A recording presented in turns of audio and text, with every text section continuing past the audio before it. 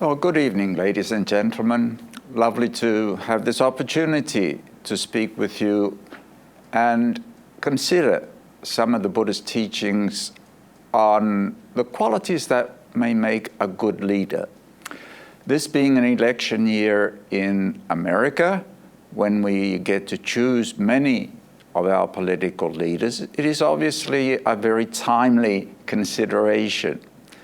And for myself in particular, I have been contemplating and reflecting on the impact that a leader can have on the welfare of a nation, of a society, and also on just the general welfare of the human race.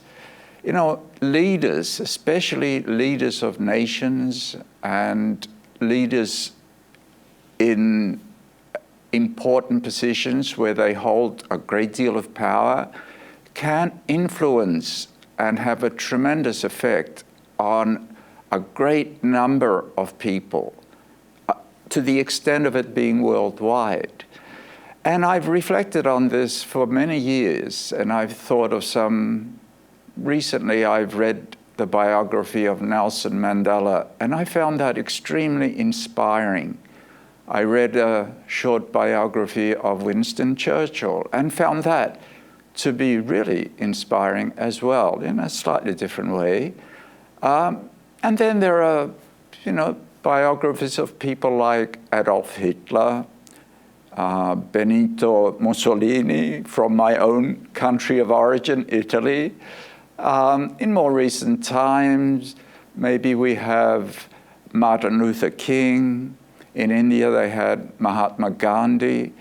These were very instrumental and important figures in shaping the quality of life for millions and millions of people that had consequences not only during their lifetimes, but following for many years.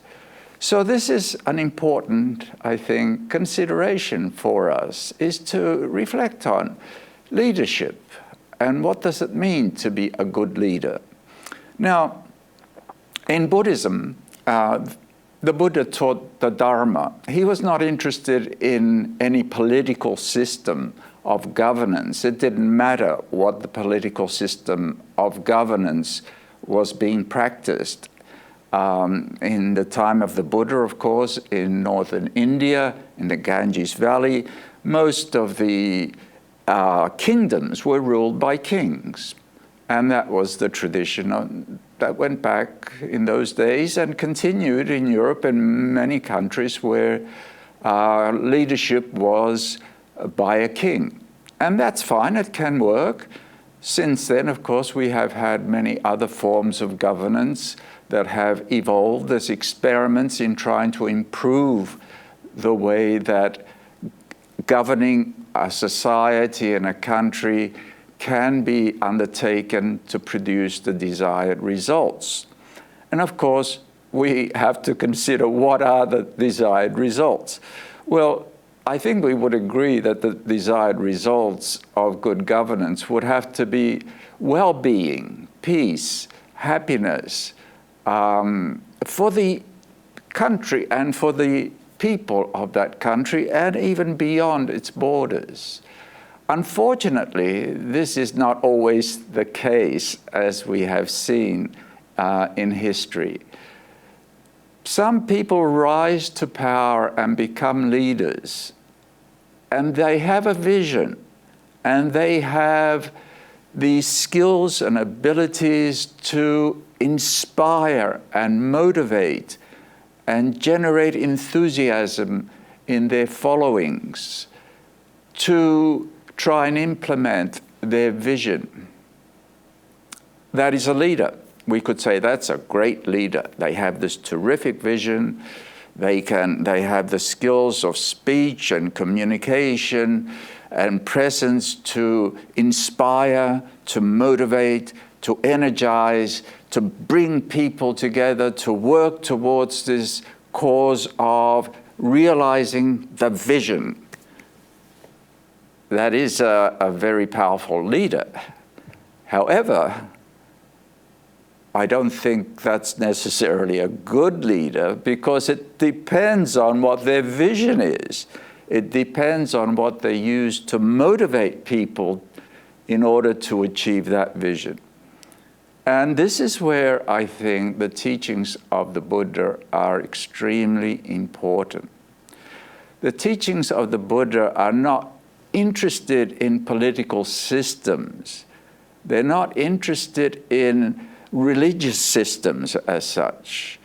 The teachings of the Buddha are interested in certain qualities of the human being, the human heart, the human mind, that will facilitate the increase, the rising up of well-being, of peace, of harmony, of the quality of life that we would say is a desirable quality for all human beings. The teachings of the Buddha are actually very, very simple. In a nutshell, he said, don't do anything that is bad or harmful to yourself or others, hurtful. Do all that you can that is good, beneficial for your well-being, your physical, mental, spiritual well-being, and the well-being of others. And the best way to do this is to purify your mind from the poisons that usually lead people astray. And these poisons, the Buddha identified as greed, this selfishness, preoccupation with acquiring things for myself or my family or my group at the expense of others, without consideration for others. So that's the self-centered greed that often motivates people to do acts that are extremely destructive. Greed, hatred, this feeling of animosity towards those who are not like us, who don't agree with us, who stand in our way, who in somehow or other seem to be threatening us. So we want to get rid of them, this aversion, to get rid of them, to annihilate them, to remove them. And of course that motivates people very strongly. And the last one is delusion. This delusion is basically wrong view. It comes from not understanding the nature of life in its true sense according to reality, not understanding the interrelatedness of all creatures, all beings, not understanding the law of cause and effect, the law of karma, not understanding the unity of life and how it is not really possible for one aspect of life to exist and to maintain itself without any support from other aspects of life. And so this understanding of the Buddha, this emphasis on the individual, the qualities that make up the character, the person, is so fundamental to developing a healthy society, developing a healthy nation, developing a healthy world. And so the Buddha taught the Dharma. And the Dharma is meant to be an aspect of life that helps us live in a way which creates the best possible life for ourselves and others. So that's the Dharma of the Buddha. Living in a way that helps us create the best possible life for ourselves and others. And this, the Buddha said, I only teach one thing. I teach, well, maybe two things. I teach suffering and the end of suffering. So this is expressed by me just a little while ago, is that we can live in a way that increases suffering in the world, increases conflict, increases pain, increases misery, or we can try and live in a way which increases well-being, harmony, peace, and happiness. And if we follow the teachings of the Buddha, of course, we will try to live our best possible life to create well-being for ourselves and others. Now, leaders, what makes the leader? Well, somehow or other, they are able to generate a following. I always say this about teachers as well. You can call yourself a teacher, but if you don't have any disciples, you're a teacher of yourself, which is valid. We're all teachers of ourselves, first and foremost. But, usually we say, well, I'm a leader of myself. Good. If I live on an isolated island or by myself, yeah, I'm a leader of myself. In a way, that is correct. But leaders usually strive to have a following. And it's the people who follow who somehow are inspired or believe in that person and their vision and their direction that causes leaders to become powerful. And where there is power, there is the opportunity to misuse that power. Where there is opportunity to misuse the power, there will be temptation to misuse it, and that's what usually happens. Why does it happen? It's because the individual is flawed. Their vision of what they aspire to is coming from wrong view. Usually what they generate, what they use to motivate their followers, is coming from base emotions. Leaders who have very corrupt views, leaders who have very dangerous views of what they want to achieve, usually motivate their followers with some very basic, powerful emotions. Greed, aversion, anger, resentment, fear. These are all very strong motivators. And if you, reflect on some of the leaders that I mentioned earlier, say, let's focus on Adolf Hitler. I mean, he was an incredible leader.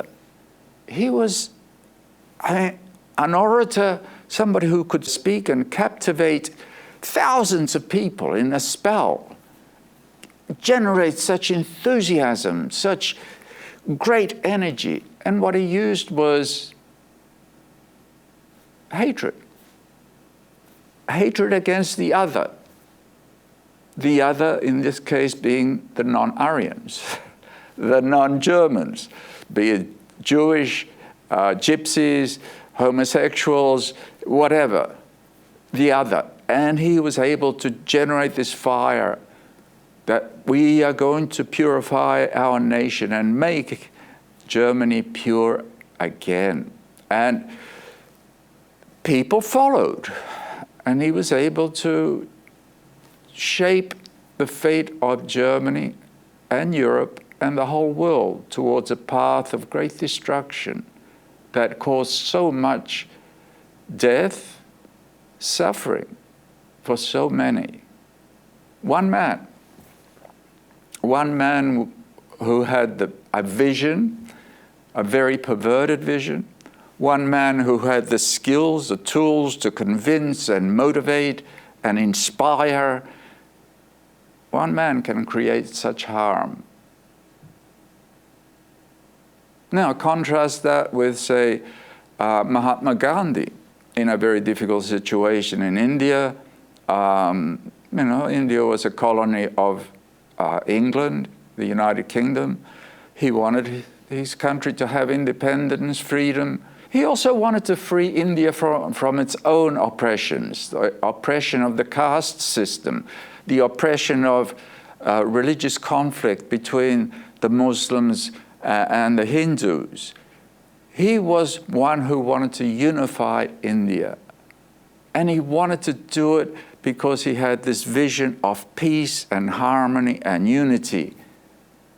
And what he used to motivate people, and he was able to motivate people, millions of people, was these teachings of patience, kindness, forbearance, expressing the inspirational aspect of that can help the human being rise up beyond the very tribal and the very self-centered and the very petty view of oneself and the other, where we see unity and we can join together to create something better.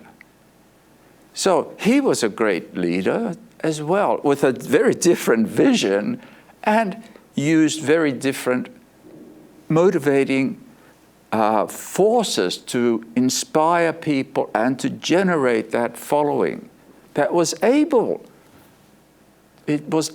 to achieve its goals of bringing India independence. Unfortunately, he was not able to completely reconcile the schism between the Muslim parts of India and the Hindu parts of India, and so there was that separation imposed on India, which still persists to this day because people quite often cannot live up to such high ideals. So a leader has this opportunity to do so much good in the world and also do so much harm in the world. And that's why when it comes to choosing leaders, I think we have to be very circumspect and consider some of the qualities that should be necessary for a leader to at least minimize the possibility of going astray.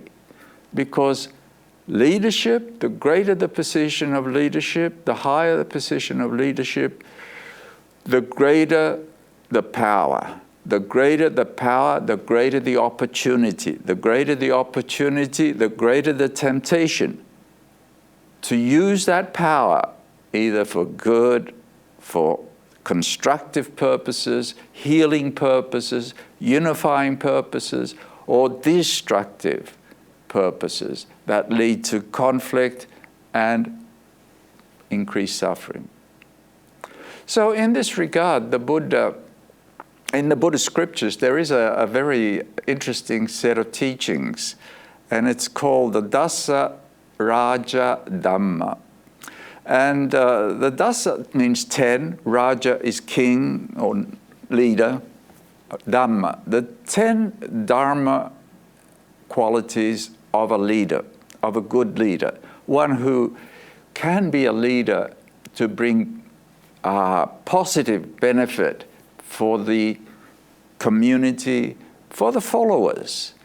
And this is, these Dasa Raja Dhamma, these 10 qualities are not, superhuman qualities, but they are quite important qualities. Because when we talk about leadership, sometimes we say, what will make a good leader?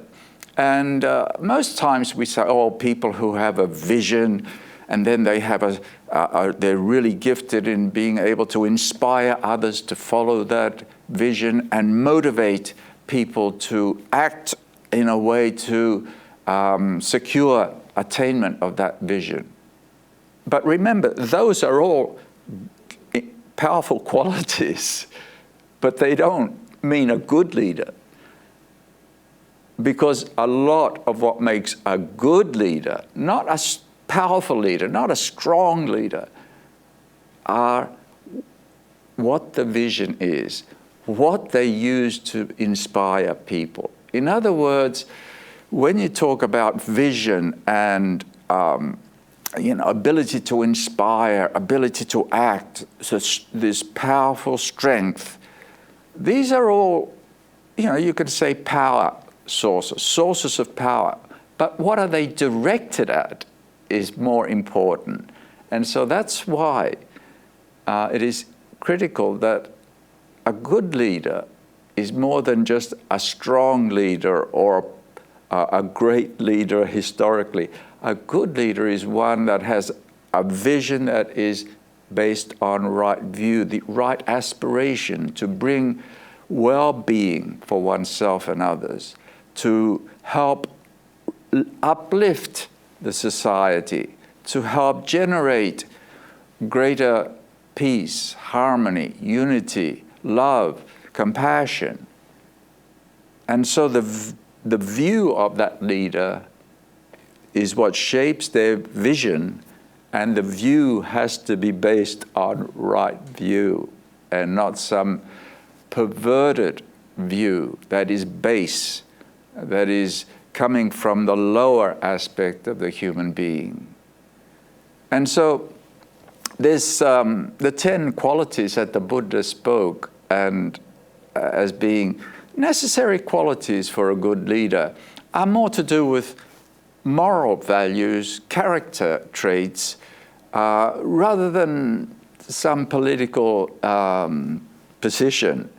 And because these teachings are found in the Buddhist scriptures, which are quite old, they're 2,500 years old.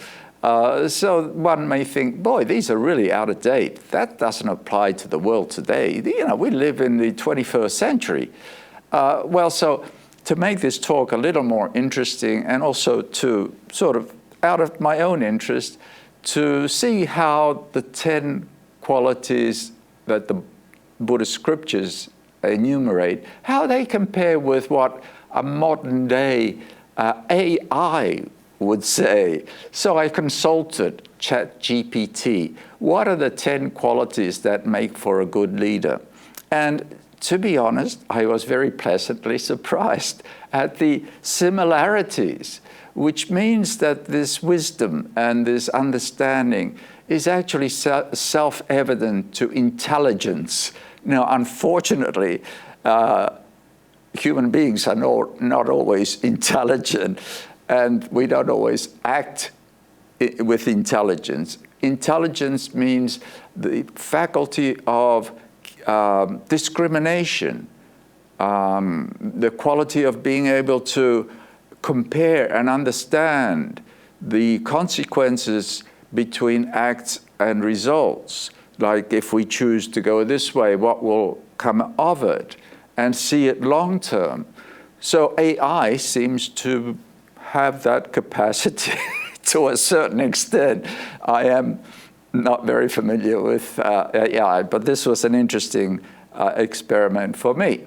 So what I did was, first of all, I wanted to share with you what the Buddhist teachings on the qualities of a good leader, these 10 qualities are, and at the same time to just compare them with 10 qualities that ChatGPT gave me, because I think it's interesting, but it also gives us a basis for maybe careful consideration of how we choose our leaders and what leaders are worthy of those positions of power, and what leaders may be trustworthy with the power that they have without falling prey to the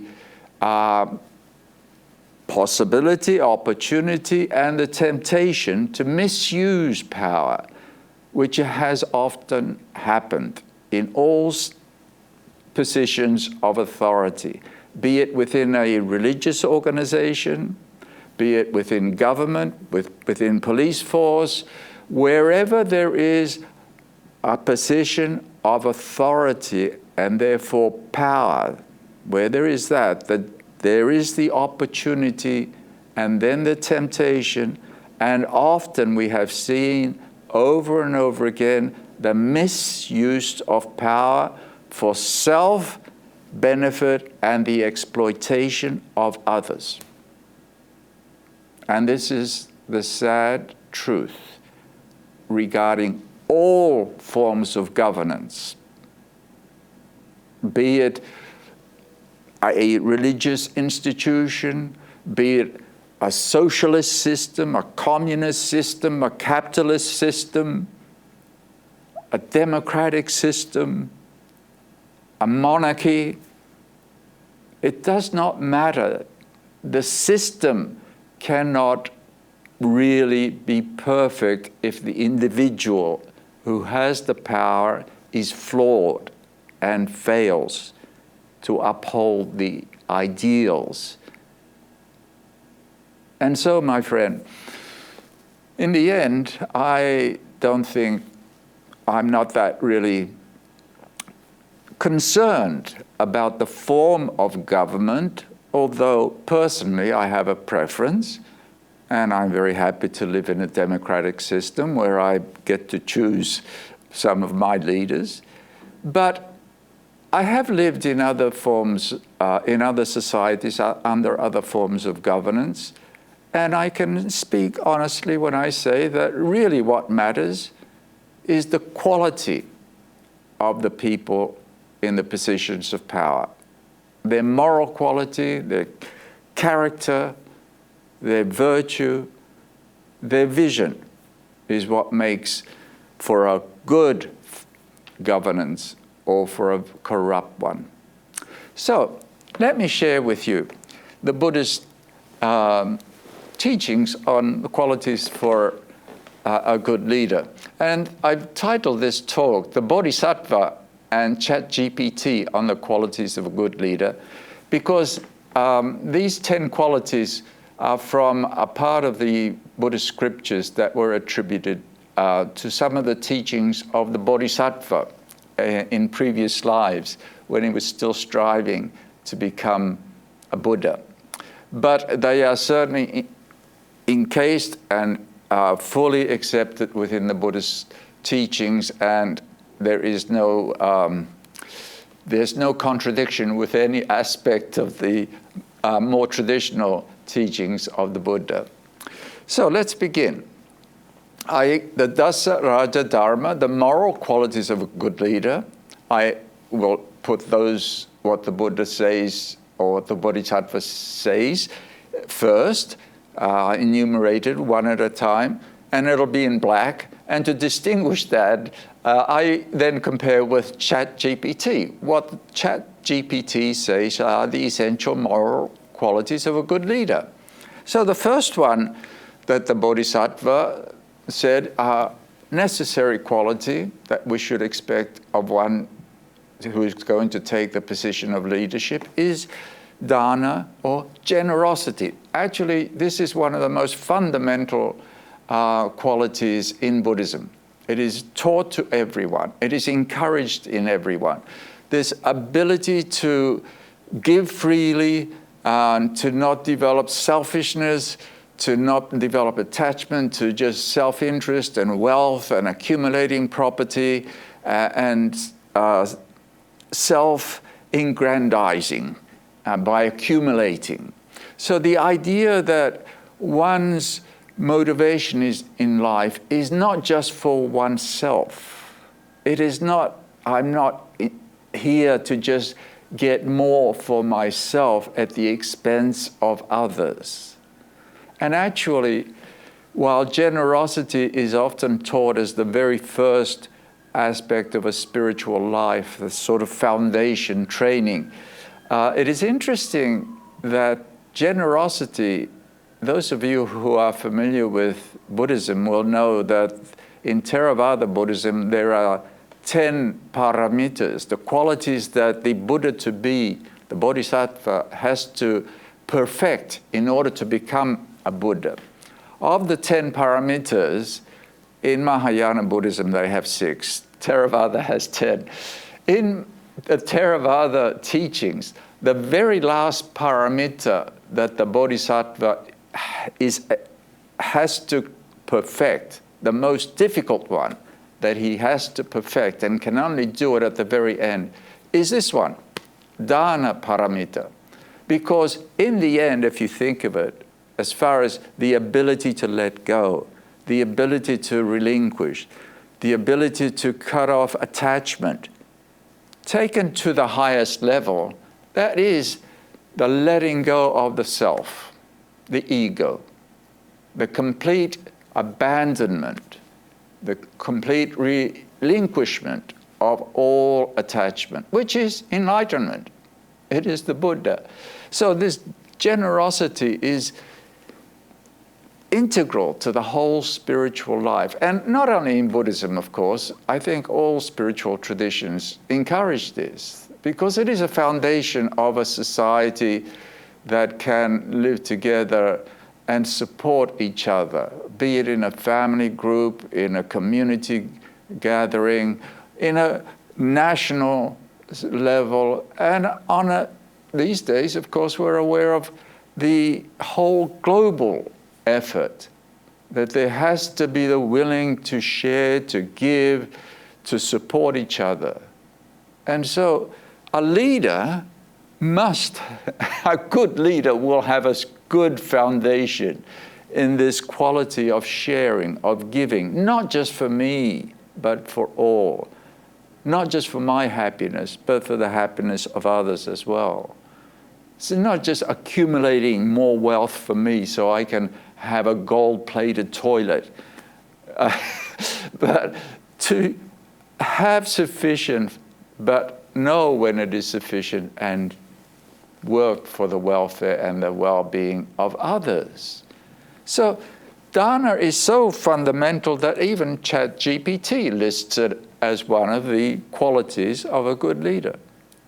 And so we can see whether a leader lives by this quality, just by the way they relate to their society, their community, with others.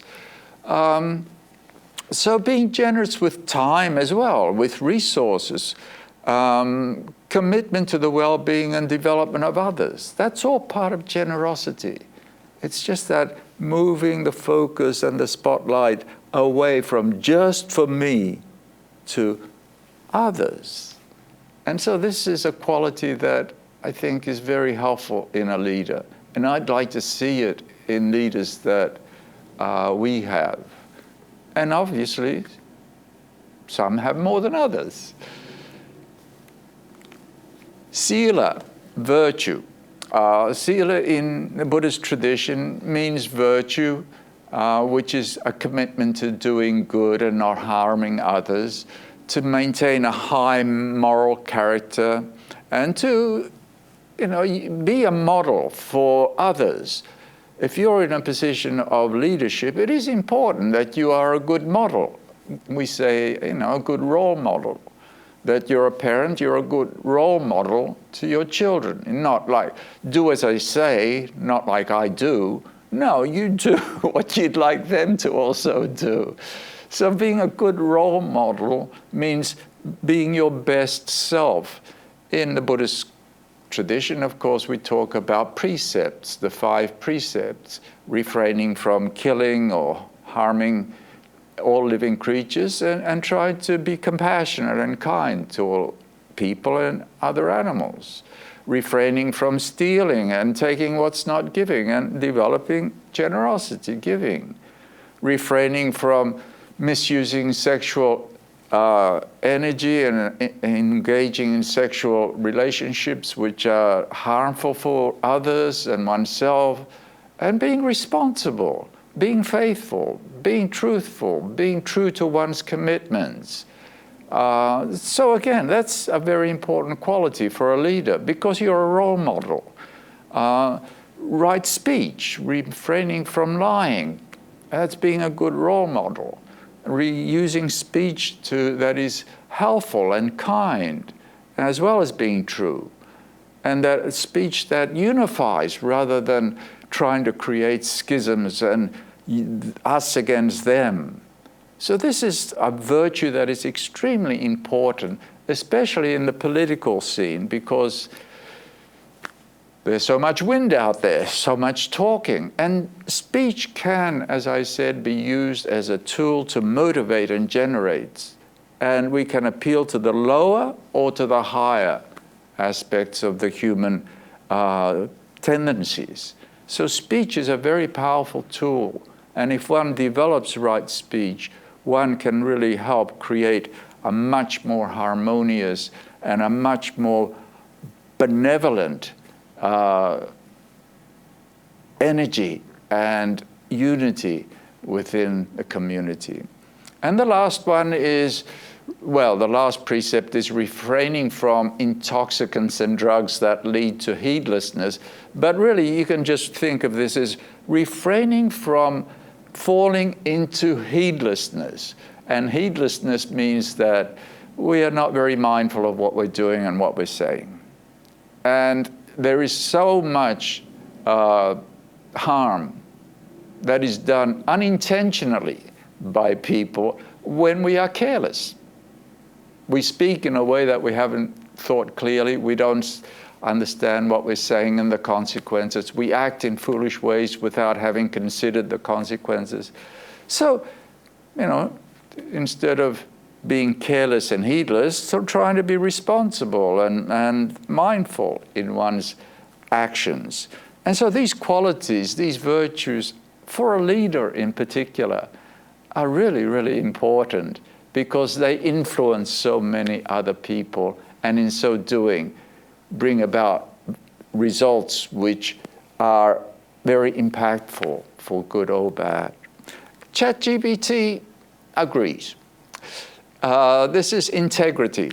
A leader with integrity is honest, ethical, and consistent in their actions and decisions. Perfect agreement. This is another interesting thing from the Bodhisattva. A leader should be ready to sacrifice one's own pleasure and comfort for the well-being of the subjects. In other words, this self-sacrifice, the willingness, I'm not saying put yourself on a being crucified, but the willingness to put others before yourself to some extent, and to endure a little bit of hardship, and to be willing to work hard, and to be willing to put up with some discomfort in order to achieve the greater good. And again, a leader has to be able to do that if they want to inspire others to emulate. That was one of the things I was so impressed by Winston Churchill. I don't know how he was able to inspire those millions of British people when they were facing nightly bombardments by the German Air Force. Vast parts of London, vast parts of the country, bombed night after night after night. Imagine enduring that for not a few nights, not a few months, but a few years. And he was able to, he stayed in London. He was there. He was able to maintain that self-sacrifice of the British people to put up with that hardship because he had that confidence. And this is really a powerful thing for a leader when they have this ability to endure. Like Mahatma Gandhi, he was quite willing to just fast until something happened that he wanted to achieve. He was quite willing to be beaten. Martin Luther King. So this willingness to self-sacrifice for the greater good is a very important quality for a good leader. And ChatGPT calls this courage, standing up for what is right, even in challenging circumstances or when facing opposition. Yeah, we all need to be courageous. We all need to be brave enough. We don't have to be great heroes, but we have to be willing to stand for the principles we hold dear. The next quality that the Bodhisattva said is necessary for a good leader is to be straightforward, to speak plainly and directly, and to speak according to what is factual. And if you say you're going to do it, that's what you're going to do, and you do it. If you say you can't quite do that, you say you can't quite do that. So a good leader must be free from deception, false promises and pretensions. He must be sincere and must act on his words. He should only promise what he is able to do so that people will have faith in him. Now, this is written, quoted from the Buddhist scriptures, which 2,500 years ago, they were always masculine. He, him, his. Of course, it can apply to any leader, anybody in a position of leadership. To be straightforward and not to be, as we say, forked-tongued, or to this avoiding and deceiving in a subtle way, saying one thing, meaning another. Be plain, be straightforward, say what you can do, what you will do. If you can't do it, say that. And this is very, in a way, it really helps the followers have trust in you and believe in you and listen to you, rather than that idea of suspicion. I'm not sure about this guy. And ChatGPT calls this accountability. A good leader takes responsibility for their actions and decisions. They hold themselves and others accountable to ethical standards and organizational values. Of course, this is written for leadership today, mainly organization, government. But a good leader takes responsibility, and I take that to mean being straightforward. Say it as it is. I think that's very good advice for a leader, because quite often, once we lose confidence in a leader, I don't think we're quite so ready to follow them or to trust them or to entrust them with power. A leader is a person who is in a position of power and authority. And so that is easily, as I said, there is the opportunity and the temptation to misuse. When there is power, there's the temptation to oppress, to take advantage, to push down. So this quality of a leader, madhava, gentleness, he must be kind, gentle, and approachable, with a readiness to listen. He must be conscious that he or she is a servant of the people. A leader comes to be a leader in order to lead the followers, not to oppress them, to lead them to greener pastures, to lead them to a higher and a better quality of well-being. So they have to do so with consideration, not with oppression, force, control, which is one of the flaws when there is a lot of power that is easily misused. And ChatGPT calls this respect. Respect for others' dignity, opinions, and contributions is fundamental. A good leader treats everyone fairly and with empathy. And any of us who have had a relationship with a leader in any position can attest to how important this is. If we feel disrespected, it's hard for us to respect the leader. It's hard for us to actually follow with an open heart and give of our services.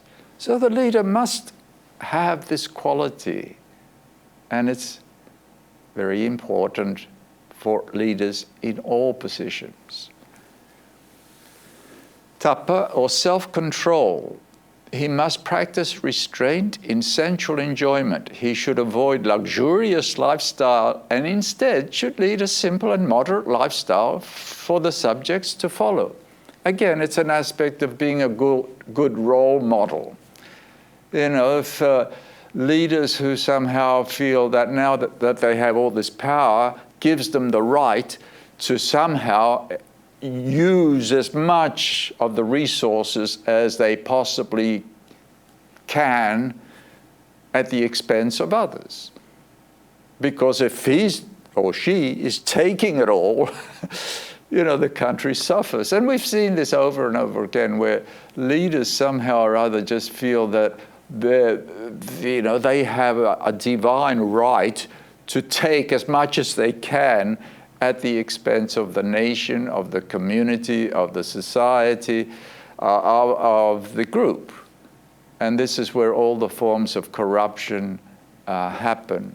And so this idea of being humble enough to know what is sufficient, moderate enough. You don't have to live necessarily that frugally, but you shouldn't be so indulgent and so extravagant and so obsessive about self-pleasure. And this is one of the things that is very interesting about people who have the most power in autocracies seem to be the most indulgent, who take the greatest opportunity to exploit and take as much as they can for themselves. And I'm sure you can probably think of a few yourself. So this is, in ChatGPT parlance, self-discipline. Maintaining self-control and discipline helps leaders act consistently with their values and principles, which should be a good role model for the followers. And this one from the Bodhisattva: a good leader should be somewhat free of anger, should not easily give in to anger at least, or should be wary of anger, and should understand that anger is not a good quality. It's not your friend. It's not a good, it's not conducive to achieving a higher aspiration. So a good leader is free from anger, hatred, and ill will, and must not hold grudges or seek revenge. He should never make hasty decisions motivated by anger. And of course, this is again so important because a leader has power. Anger is destructive. Anger is never constructive. Anger is destructive. And so if a leader with power acts from anger and hatred and ill will, it brings about destruction, harm. And a leader should be, I think, very wary of falling trapped to that. ChatGPT: being humble involves acknowledging one's limitations, learning from mistakes, and giving credit where it is due. It fosters openness and approachability. Not an exact equivalent term, but it puts a limit on what one can do. If we're humble, we understand that there's a limit to what we can and should do, and what is appropriate, we work within those limits.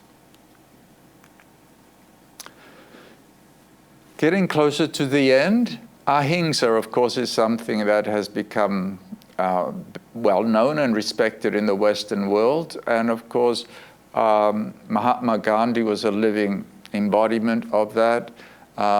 This practice of non-violence. But it's not just, non-violence, not going out to kill people or to beat people up. It's also an attitude in the way we speak, in the way we live.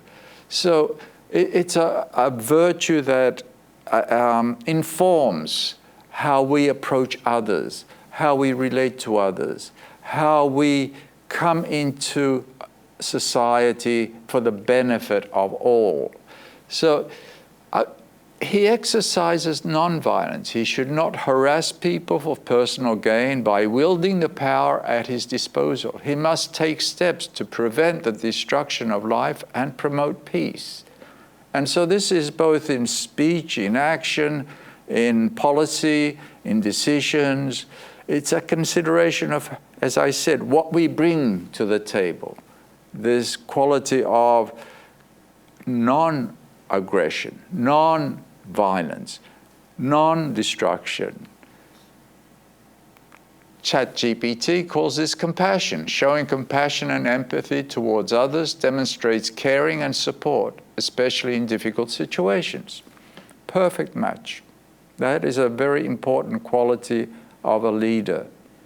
A leader who lacks this may fall very easily into doing that which is harmful. Approaching the end, he practices patience. Not being irritated by adverse circumstances, he must cultivate qualities such as self-control, tolerance, and understanding. By being of good temperament, he will not override the bound of propriety, meaning the bound, misuse his power. So patience when we've confronted with things that are not to our liking, people that don't agree with us, the ability to approach it with a patience that allows for things to be resolved in a peaceful way.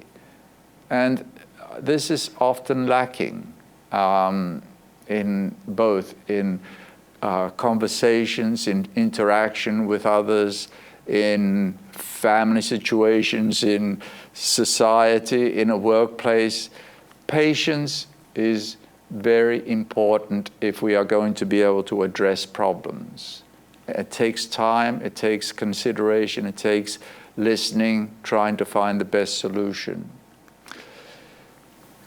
This ChatGPT, not quite the same commitment, showing dedication to the team's goals and the mission at hand. Commitment involves perseverance and strong work ethic.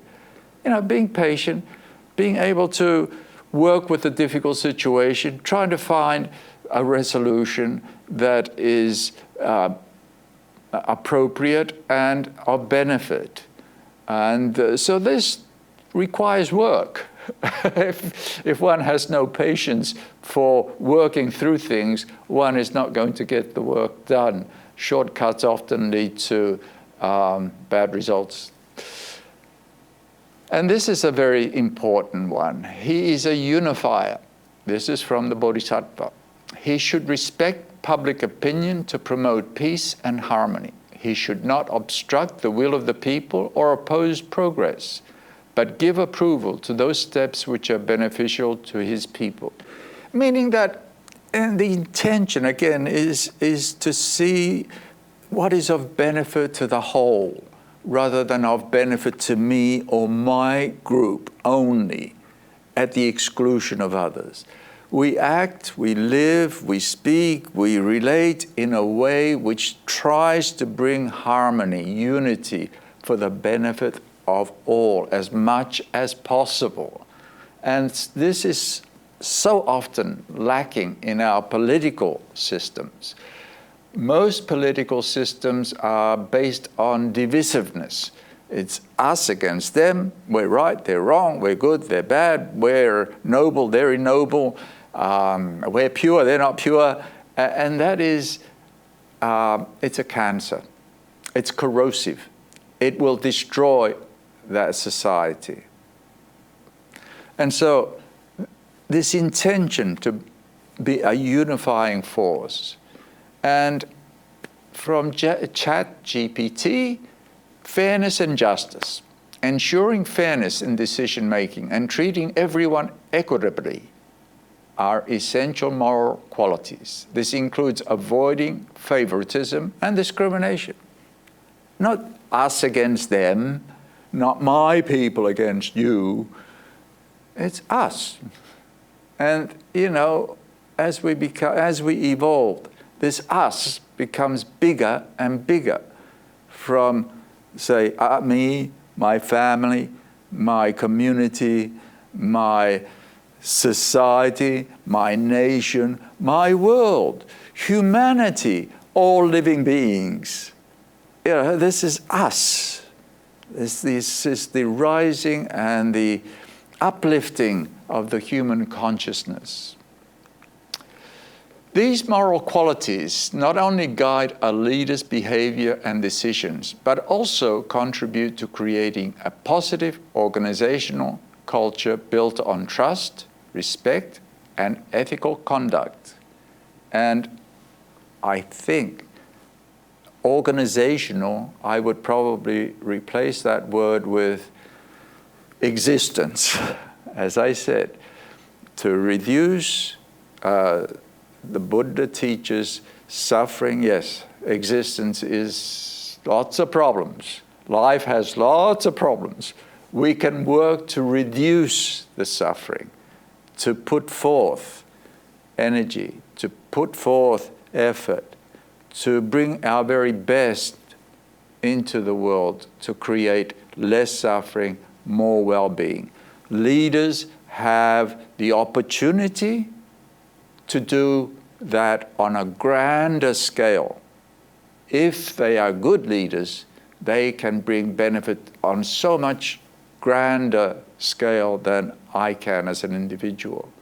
If they are bad leaders with bad visions, bad qualities, they can bring harm on a much grander scale than any of us who are not leaders with that power. So, my friends, when we are privileged to be able to choose leaders, be it in the club that we belong to, be it in a townhouse association when we elect our board members, be it in a political position for government, I think we should be very circumspect and try to remember, what qualities do we look for in this person? What qualities would we want in this person whom we are going to entrust with this power? These teachings from the Buddhist tradition, I think, are very valid, and I hope that you find some agreement with them, and that they will help as we make our choices in life. Thank you so much for giving me your attention, and I hope it's been of some use. Good night.